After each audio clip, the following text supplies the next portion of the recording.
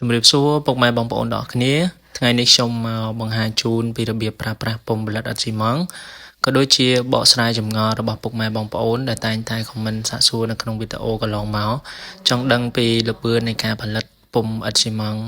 របស់ខាងសិប្បកម្មយើងខ្ញុំថាតើមួយថ្ងៃអាចមានសមត្ថភាពផលិតឥដ្ឋបានប្រមាណដុំហើយប្រើប្រាស់ភ្លើងយ៉ាងដូចម្តេចដែរចឹងនៅក្នុងវីដេអូនេះខ្ញុំបាទសូមយកពុម្ពផលិតអត់ស៊ីម៉ង់ខ្នាត5ដុំមកបង្ហាញចែកជូនពុកម៉ែបងប្អូនទស្សនាចឹងរបៀបនៃការផលិតអត់ស៊ីម៉ង់គឺយើងអាចឃើញនៅក្នុងវីដេអូនេះស្រាប់គឺយើង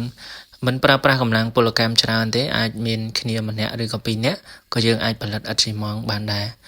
សម្រាប់ពុម្ពផលិតអត់ស៊ីម៉ង់របស់ខាងយើងខ្នាត5ដុំសមត្ថភាពនៃការផលិតក្នុងមួយថ្ងៃអាចបានចន្លោះពី800ដុំទៅ1200ដុំ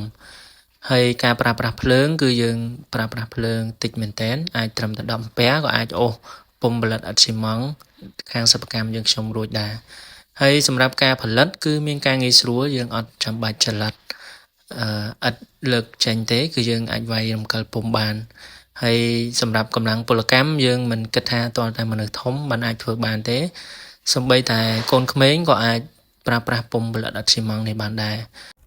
បើសិនបើពុកម៉ែបងប្អូនមានចំណាប់អារម្មណ៍ចង់ទិញពុម្ពផលិតអត់ស៊ីម៉ង់យកទៅបើកអាជីវកម្មឬក៏យកទៅផលិតឥដ្ឋសម្រាប់រៀបរបងផ្ទះផ្សេងៗពុកម៉ែបងប្អូនអាចតាក់ទងមកខាងសិប្បកម្មយើងខ្ញុំបាន